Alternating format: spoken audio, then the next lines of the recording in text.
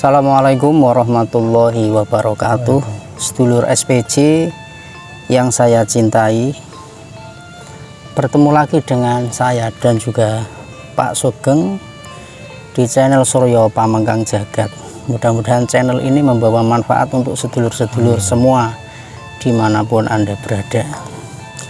Belajar lagi, saya belajar, Pak Sugeng belajar, dan mudah-mudahan pembelajaran ini bermanfaat untuk kita sedulur-sedulur semua dan kita semua, Pak Sugeng ya.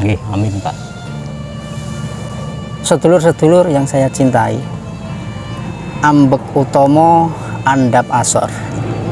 Jadi topik itu yang kita pilih pada pertemuan kali ini.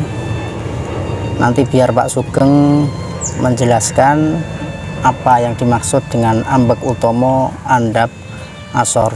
Jadi kita orang Jawa, bagaimana petuah tersebut agar bisa kita pahami, mungkin ya Pak Sugeng, dengan sepengetahuan kita, keterbatasan kita. Ya Pak Sugeng, monggo Pak Sugeng, bagaimana yang dimaksud dengan ambek utomo andap asor. Nggih, matur suwun Pak Abbas. Nggih, para sederek, terima kasih atas kesetiaannya dalam mengikuti konten-konten kita selama ini. Nggih, semoga sekali lagi bisa memberi manfaat yang baik ya Pak. Nggih. Tujuan kita kan sebenarnya cuma kita coba menggali, menguri-uri lagi, mengingat lagi lah budaya leluhur kita yang penuh dengan nilai-nilai kebajikan. Nah, pada hari ini kita akan coba mengangkat tema ambek utomo andap asor gitu. Yang kurang lebih artinya itu kita dianjurkan untuk mengutamakan kerendah hatian dalam kehidupan ini. Kerendah hatian dalam lingkup mungkin sopan santun gitu, menjaga perasaan orang lain gitu. Terus tidak merendahkan orang lain seperti itu gitu. Biarpun kita memiliki kelebihan apa, misalnya ilmu, harta benda, atau fisik yang lebih dari manusia lain, ya kita tidak boleh merendahkan orang lain. Kita harus tetap selalu rendah hati. Umumnya kira-kira seperti itu Pak.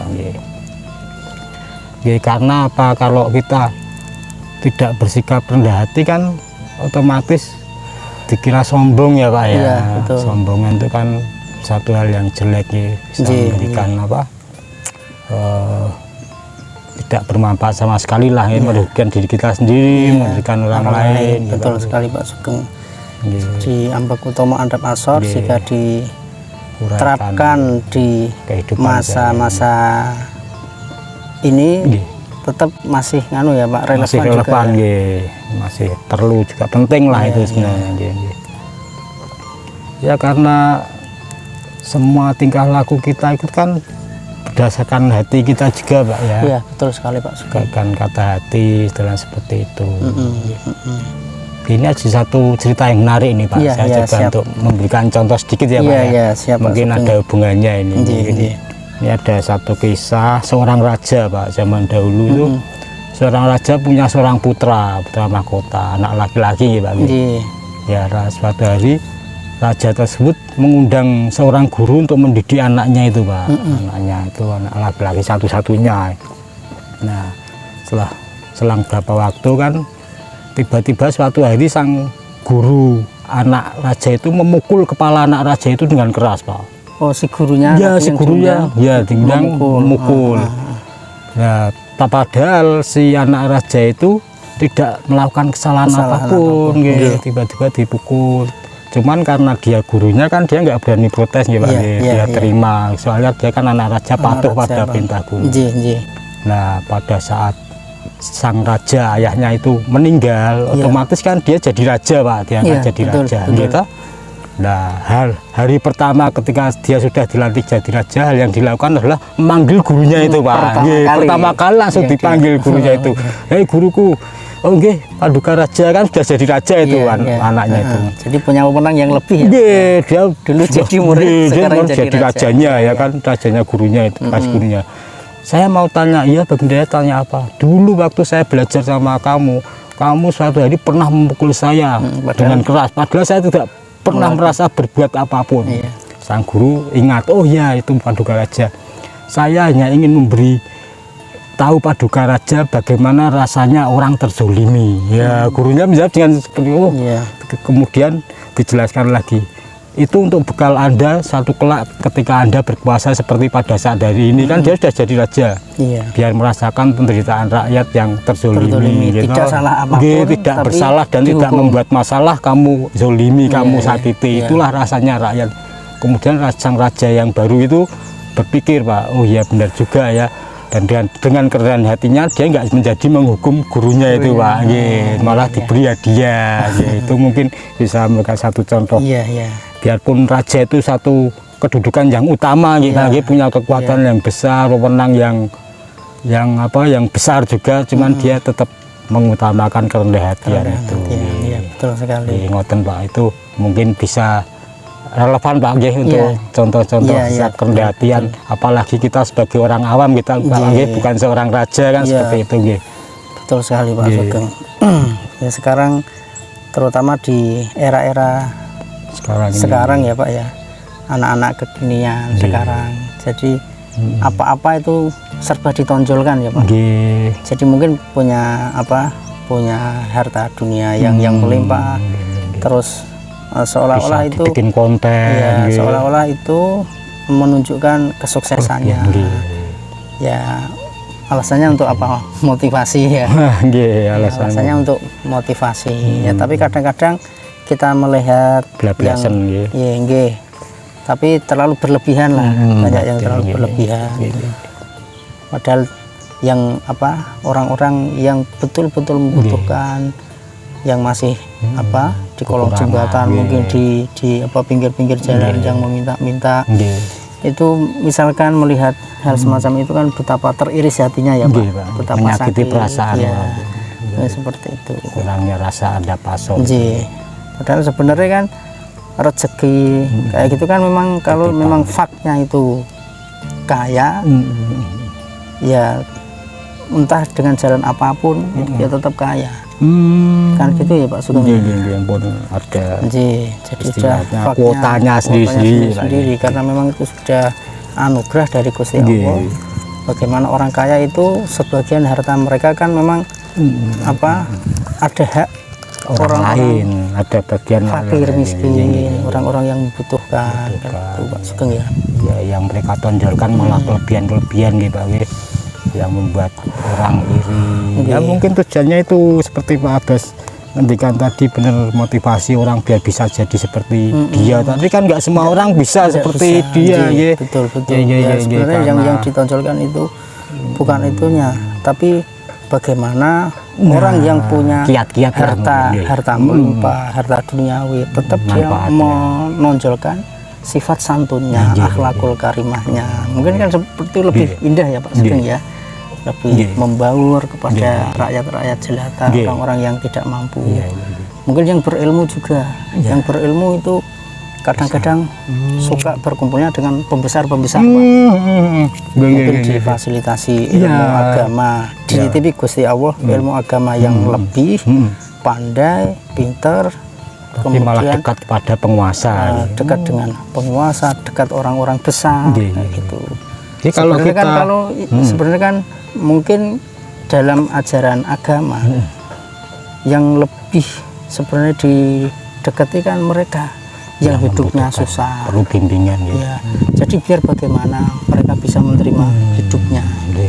Jadi sudah menderita, tidak punya apa-apa, mungkin dibimbing untuk sebuah kesabaran agar bisa menerima kodrat kehidupannya, biar tenang lah, meskipun tidak punya apa-apa tapi bisa menerima kondisinya.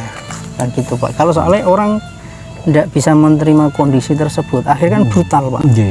Bikin aturan sendiri, sudah tidak mampu, tidak punya apa-apa, terus melihat orang-orang yang kaya itu suka pamer-pamer harta, bukan terus sakit, akhirnya brutal, Pak. Mungkin ketika mereka jalan-jalan akhirnya dirampok, akhirnya dicuri barangnya, kan seperti ambil jalan pintasnya. Kan seperti itu. Kalau orang-orang yang mungkin diberi ilmu yang lebih oleh Gusti Allah, diterapkan ilmunya, didekati mereka yang butuh bimbingan, butuh motivasi, butuh arahan, butuh arahan agar bisa menerima hidupnya meskipun dalam kondisi yang seperti itu. Syukur dia punya harta lebih juga, difasilitasi ilmu, difasilitasi harta, mau berbagi lah, mungkin itu lebih indah ya Pak Sugeng ya, lebih bermanfaat. Dia memang apa, Gusti Allah kan memberi cobaan itu lewat jalan yang mudah dan susah ya Pak. Mudah dalam arti kita diberi kelebihan dalam bidang harta, ilmu. Susah ya semua orang mengalami lah ya Pak. Susah ya ujian, terus apa, harta dunia juga ujian. Bagaimana orang-orang itu bisa apa ya, mengamalkan atau yang punya dunia itu bisa ditasarufkan atau di apa, pergerakan di jalan-jalan yang sesuai gitu. Atau yang punya ilmu juga dijalankan dengan sesuai jalurnya. Mungkin itu mungkin lebih adem juga ya Pak. Kalau dengar penjelasan Pak Abbas tadi, saya ini Pak teringat ada kisah nyata ya kalau ini Pak. Ini ada apa, seorang wanita muslimah dari Somalia itu Pak. Somalia ya. Dia hidup di Inggris dengan keadaan yang miskin gitu. Nah suatu hari dia menghubungi stasiun radio untuk mendapatkan bantuan Pak. Bantuan, dan kebetulan seorang pengusaha yang kaya raya dan pengusaha itu ateis Pak, itu mendengar ada seorang muslimah yang membutuhkan bantuan Pak. Lewat media radio disiarkan disiarkan lewat radio. Kemudian orang kaya itu menghubungi sekretarisnya untuk mengirimkan bantuan apa yang dibutuhkan keperluan hidup muslimah itu Pak. Nah, tapi dia menitipkan pesan pada sekretarisnya itu, nanti kalau bantuan ini sudah diterima oleh si muslimah itu, namanya kalau nggak salah Fatimah Pak, muslimah asal Somalia yang miskin itu bilang saja yang memberi bantuan ini dari setan gitu. Dia kan seorang ateis ya, nggak percaya Tuhan Pak, menganggap dirinya sendiri setan gitu. Terus sekretarisnya kan ketemu sama si Fatimah itu, terus berikanlah bantuan keperluan hidup itu, sambil bertanya sekretarisnya orang kaya itu Pak, kamu apa nggak ingin tahu siapa yang memberi bantuan ini? Ya kemudian wanita miskin yang bernama Fatimah itu memberikan jawaban Pak, yang membuat si orang kaya itu kaget, terkejut dan langsung memeluk agama Islam, mengubah nama menjadi Abdul Hakim Murad. Jawaban dari Fatimah itu mengatakan, saya nggak peduli siapa yang memberi ini, yang saya pedulikan adalah ketika Allah berkehendak, setan pun akan patuh dan tunduk. Seperti itu Pak. Dan si ateis itu berpikir, wah berpikir, saya tidak peduli siapa yang memberikan bantuan ini. Bagi saya yang penting adalah kalau Gusti Allah berkehendak, setan iblis pun akan patuh dan tunduk. Kemudian menggerakkan hati si ateis itu untuk memeluk agama Islam. Luar biasa ya Pak. Itu bukan satu sikap kerendahan hatian juga ya Pak. Kalau kula pikir mau menerima petunjuk hidayah gitu, lewat jalan apapun. Gusti Allah kan memang zat yang membolak-balikkan hati. Leres Pak. Betul sekali itu. Seperti kisah itu mungkin yang membolak-balikkan hati, saya kayak kisahnya Umar bin Khattab ketika ingin membunuh Rasulullah kan Pak. Datang pengen membunuh Rasulullah, tapi bukannya apa Rasulullah terbunuh, malah Umar bin Khattab masuk agama Islam. Nah itu betapa kuasanya Gusti Allah ya. Jadi hal apapun itu bisa terjadi. Tidak ada yang tidak mungkin lah istilahnya seperti itu. Kembali lagi tadi sifat kerendahan hati ya, memang itu sangat utama sekali dalam kita bergaul dengan tetangga, dengan saudara. Mungkin kita kumpul dengan saudara, kalau kita menunjukkan kelebihan kita, itu kan membuat sebuah keluarga kan bisa terputus silaturahminya ya Pak Sugeng ya. Mungkin apalagi di dengan keluarga, orang lain, mungkin di tetangga juga, kalau kita suka pamer, entah itu kelebihan kekuatan, pamer ilmu, pamer harta, juga mungkin kan akan dijauhi Nggih. oleh tetangga-tetangga kita ya Pak Sugeng. Akhirnya kita sendiri yang susah ya, Pak. Iya, akhirnya kita sendiri yang susah. Beda lagi kalau kita punya segala hal, dititipi harta mungkin, dititipi ilmu, dititipi kekuatan yang lebih, dititipi mungkin paras yang tampan atau cantik, tapi kita bisa rendah hati. Mungkin orang-orang itu malah istilahnya apa ya, kagum ya Pak Nggih, ya. nggih. Mungkin kagum. Kita juga mudah diterima Mudah bergaul diterima, di semua nggih. kalangan gitu nggih. Akhirnya kalau syukur kita punya visi misi yang baik, Nggih, bisa dengan mengajak mereka nggih, nggih. bisa mengajak mereka, Mudah untuk merangkul nggih, menuju mengajak mereka, kebaikan. merangkul mereka untuk kebaikan-kebaikan. Nggih. Itu Pak Sugeng ya. Nggih, Anda pasor itu kan sama dengan lembah manah juga itu kan nggih. Betul sekali Pak Sugeng. Rendah hati. Nggih. Jadi pada intinya kita kembali kepada petua Nggih. Jawa Iya. tadi, agar supaya kita ingat bahwa kita hidup itu ada yang menghidupkan. Kelak kita juga akan kembali kepada yang menghidupkan, yaitu kita akan mati semuanya. Jadi kalau kita dalam hidup ini bisa rendah hati, bisa andap asor, bisa akhlakul karimah, mungkin banyak yang menyengkuyung kita ketika kita pulang ke hadirat Allah Subhanahu wa Ta'ala. Banyak yang mendoakan, banyak yang ikut berbelasungkawa. Mungkin kan gitu ya Pak Sugeng ya. Bantu kesusahan Nggih, kita. kalau kita ketika hidup itu sombong, takabur, suka pamer, suka memperlihatkan hal-hal yang kita miliki, Banggakan, iya. nggih, membanggakan diri kita, itu Gusti Allah pun benci dengan orang seperti itu. Itu langsung Gusti Allah itu benci, Tuhan yang Maha Kuasa itu benci dengan orang seperti itu. Apalagi manusia ya Pak Sugeng ya. Nggih. Nggih. Mungkin itu ya Nggih. Pak Sugeng yang bisa kita uraikan Nggih, Pak Bas, pada konten kali ini. Mudah-mudahan bermanfaat untuk sedulur-sedulur semua. Assalamualaikum warahmatullahi wabarakatuh.